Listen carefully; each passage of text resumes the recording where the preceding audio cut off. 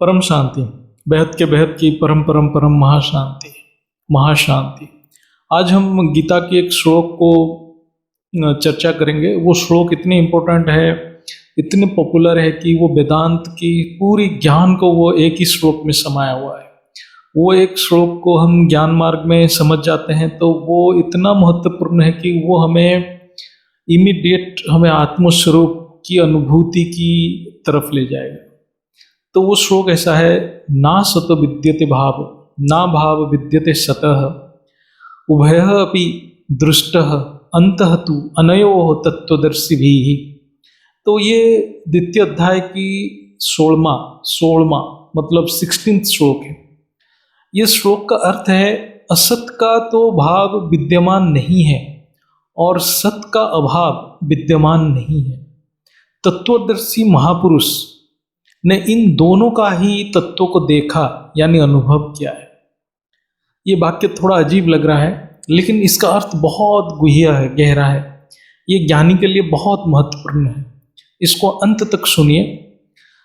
तो ये एक ही श्लोक संपूर्ण वेदांत यानी ब्रह्मसूत्र को व्याख्या कर देता है। इसलिए गीता को सर्वशास्त्र शिरोमणि कहा गया है।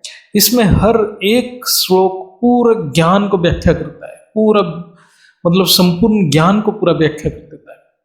यहाँ दो पदार्थ की बात किया जाता है, एक है सत, दूसरा है असत।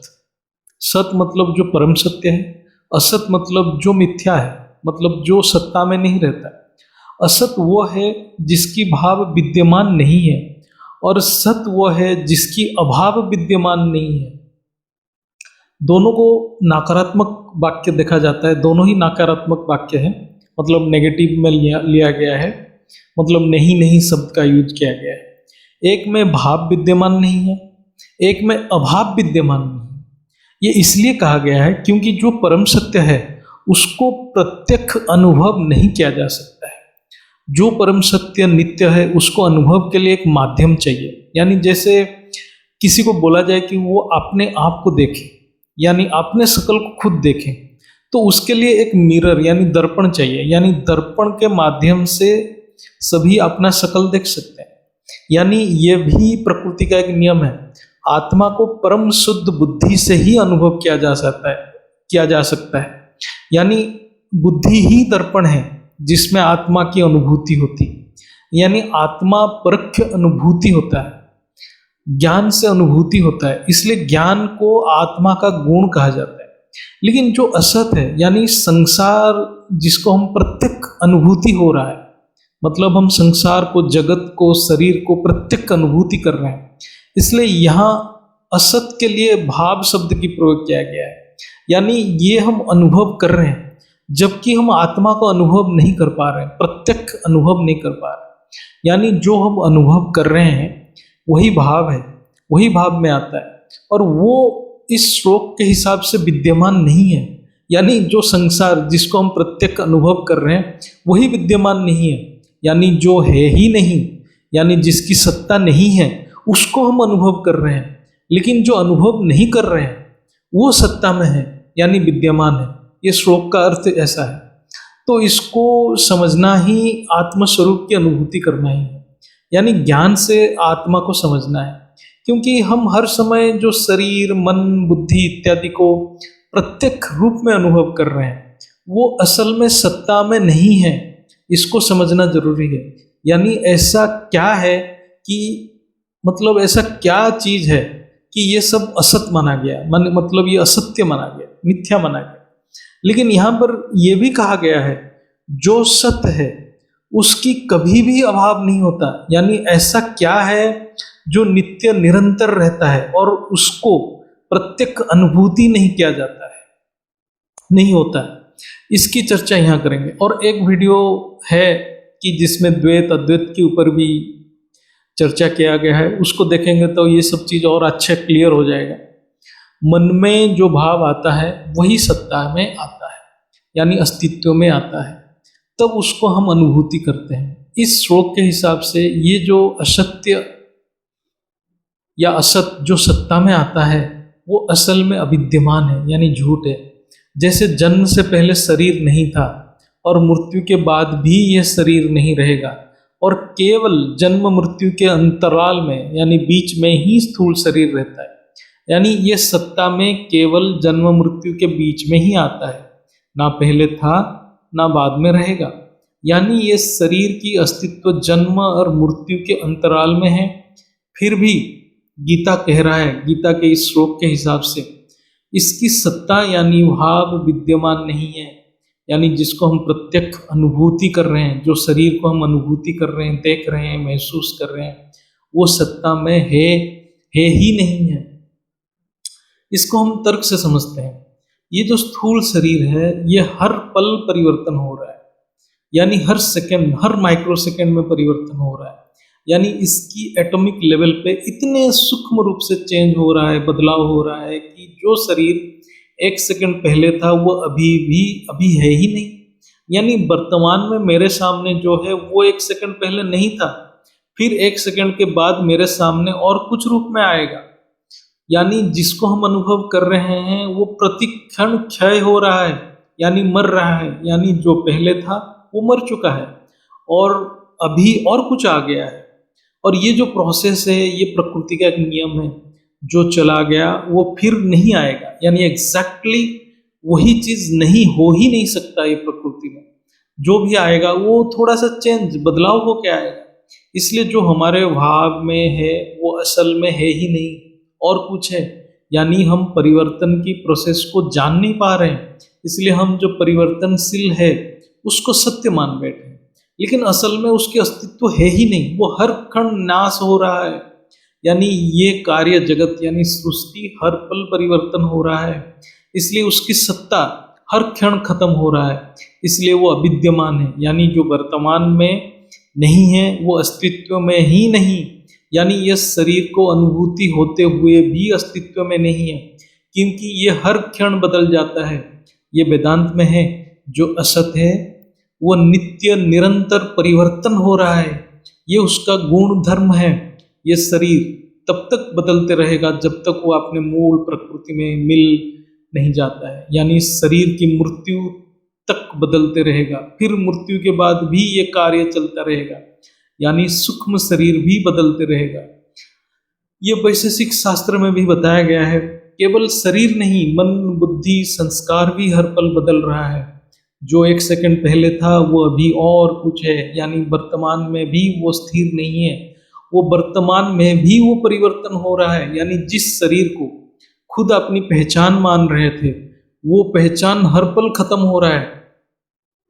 ये सिस्टम यानी मूल प्रकृति इतनी फास्ट काम करती है कि लाइट से भी ज्यादा स्पीड से बदल जाता है। यानी साक्षी दृष्टा बनने से पहले वो और कुछ बन जाएगा।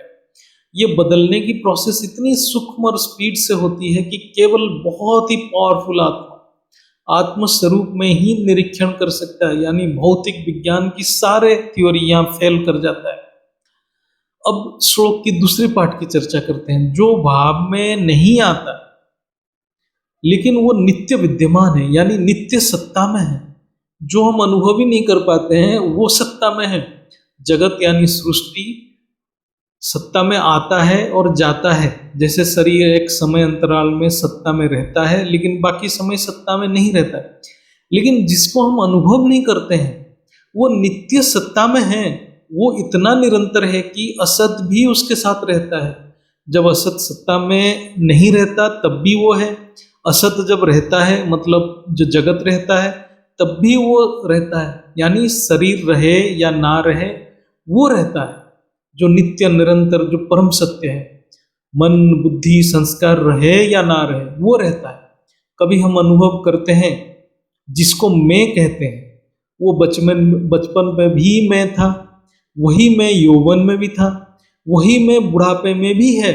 यानी शरीर मन बुद्धि संस्कार सभी परिवर्तन हो रहे हैं, फिर भी हम अपने आप को वही एक ही मैं मान रहे हैं। यानी जो मैं बचपन में था वही मैं यौवन में था, वही मैं बुढ़ापे में है, वही मैं हर पल है।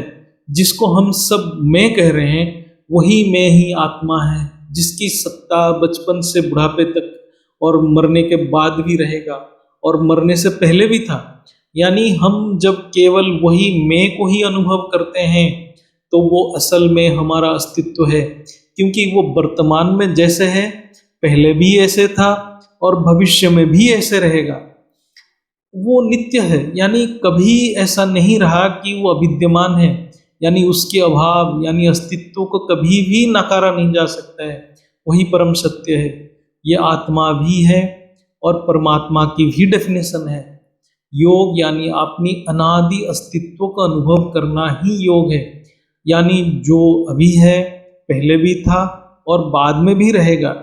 इसको बीइंगनेस भी कहा जाता है या प्रेजेंट में रहना भी कहा जाता है, क्योंकि वर्तमान में केवल मैं ही है, क्योंकि वही एक स्थिर है और बाकी सब अस्थिर है, यानी मन अस्थिर है, शरीर अस्थिर है, बुद्धि अस्थिर है, संस्कार भी अस्थिर है, यानी सब बदल रहा है। एक ही स्थिर है, एक ही अपने अस्तित्व में है, एक ही सत्ता में है। वो है मैं, जो अभी है, पहले भी था और बाद में भी रहेगा। इसलिए मैं आत्मा हूँ एक साधारण बात है। इसको अनुभव कोई भी ज्ञान से कर सकता है, लेकिन असल में इसको प्रत्यक्ष करना एक बहुत साधना है। इसके लिए बहुत विधि चाहिए, प्रॉपर विधि चाहिए। यानी ये जो बेहद के ज्ञान में बापूजी माँ जी हमें समझा रहे हैं, उस ज्ञान को समझ के साधना करना है। फिर परमात्मा की कृपा होना चाहिए, तब ये प्रत्यक्ष होता है।